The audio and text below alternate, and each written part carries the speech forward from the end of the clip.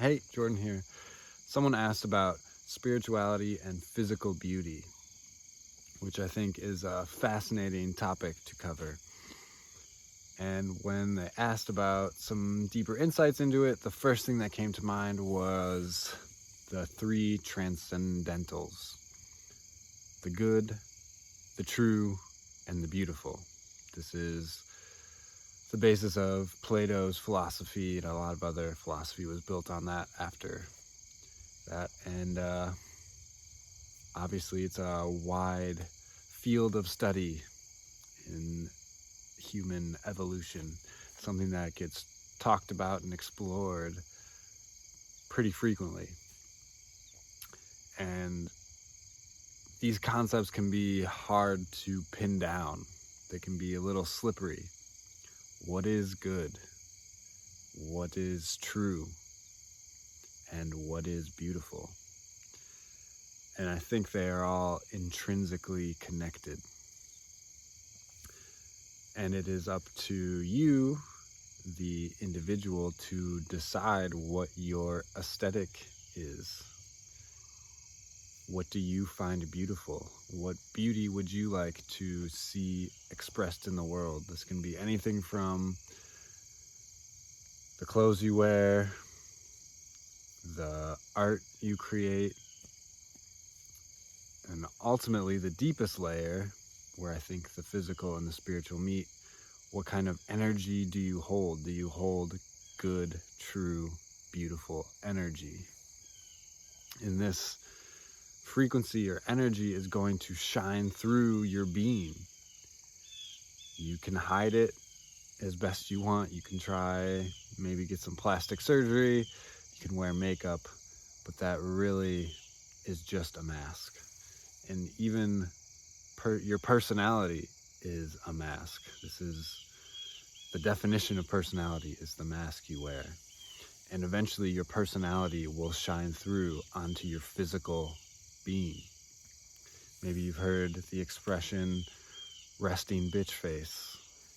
This is a clear sign that this is the personality that they carry. This is the energy they have when they are on their own, when they're just in their own energy. This is the energy they hold. And it really begins to shine through as you get older. Maybe you've seen older people, and they're like 60, 70, older. The lines in their face carry the story that they tell, that the energy that they hold. It's beyond anything that makeup and plastic surgery can hide.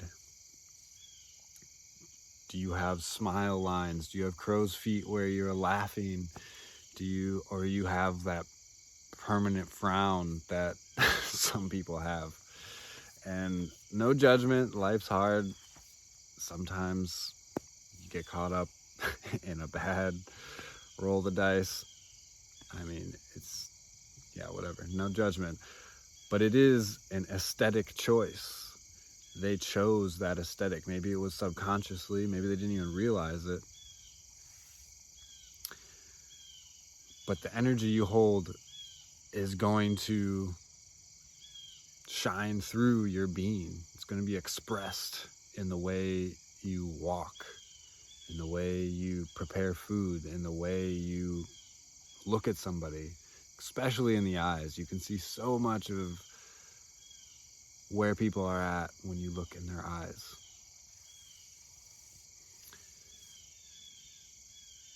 So this is deeper than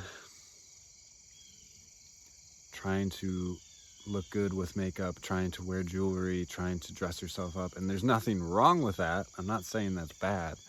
I'm saying there's a deeper layer, a deeper level, and it's connected to the good, the true, and the beautiful.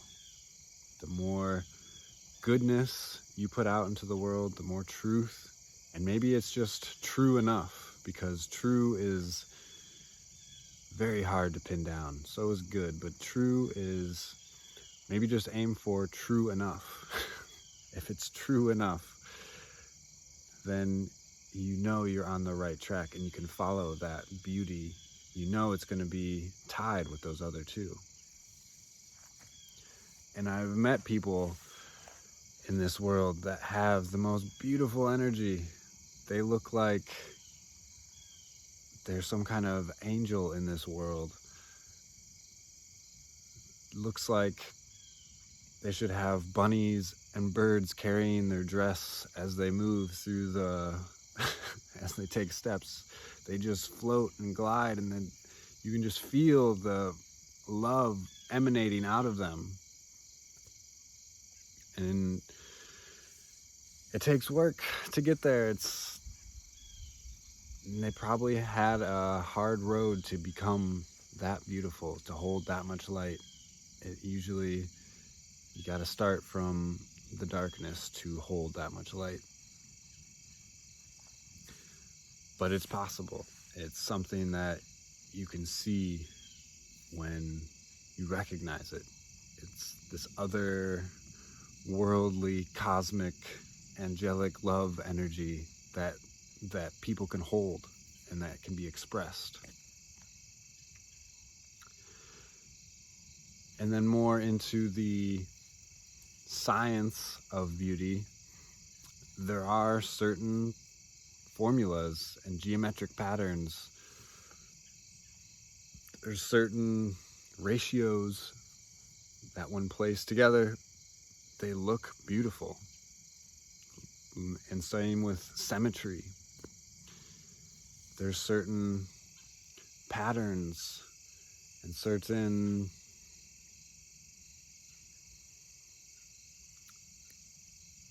sacred geometry. There's a certain beauty that you can describe, that you can pin down, and you can look at what is beautiful. And it's going to be unique for each person. If right now I'm thinking of faces, when you look at the beautiful beauty of faces, it's all based on how ratios interact with each other. So just because someone looks a certain way and someone looks a different way, there's different designs, different patterns. There's no one most beautiful face. It's relative to the rest of their features, and there's a design pattern there that is beautiful.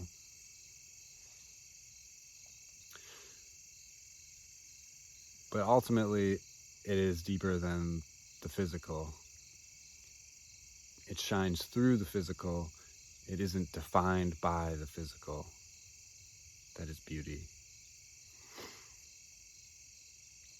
Like right now, I'm thinking of someone that got into a car crash, fire, accident. Their face was burned, hands were burned, bodies all burnt up. But the beauty that they hold is not in the ratios in their physical face. The beauty that they hold is the energy they bring out of that being, the person that they are, despite all of the physical features that are all melted and wet, look like a wax candle melted.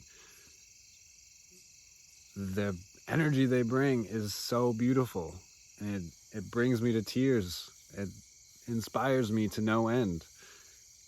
Just hearing them talk about their day, hearing them express what they're going through is such a reminder of what is important and how physical beauty is so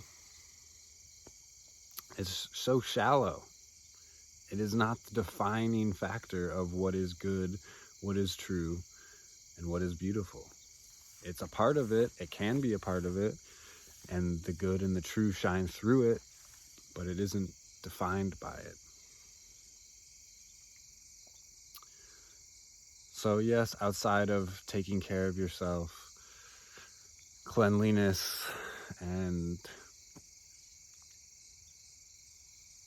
eating healthy lifestyle. And again, healthy is related to wholeness. So how holistically are you approaching your health? Are you exercising? Are you meditating? Are you eating good food? Are you expressing yourself? Are you happy? Are you putting that out into the world? Are you putting goodness, truth, and beauty into the world? Because that's what you're going to get back.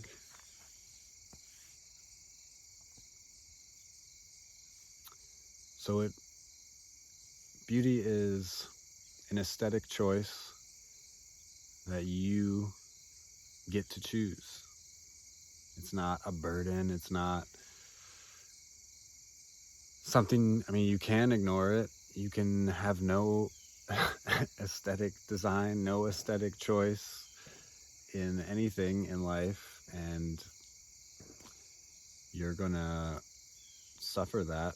You're gonna be it's like you're just not gonna have any beautiful choices in your life, which that's your path. But you can also choose the opposite. You can also choose to have beauty. You can also choose to express what you find beautiful. I guess that's kind of the whole non-dual and spirituality. It's kind of where I defer. I kind of separate from the spiritual community in that sense.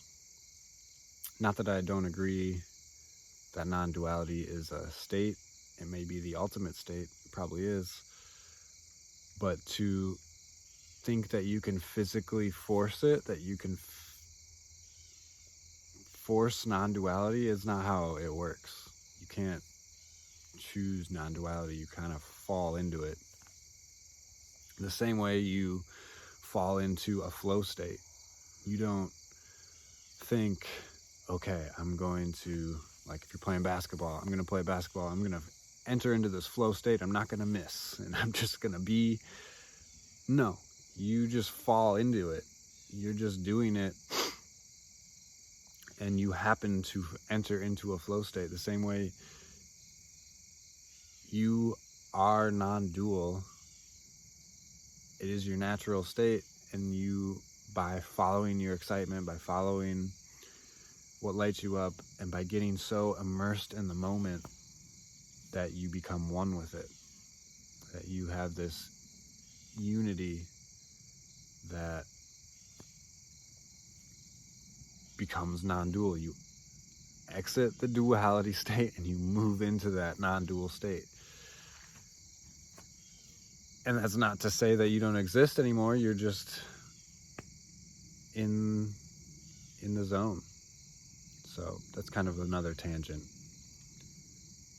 But I think that's a good place to wrap up.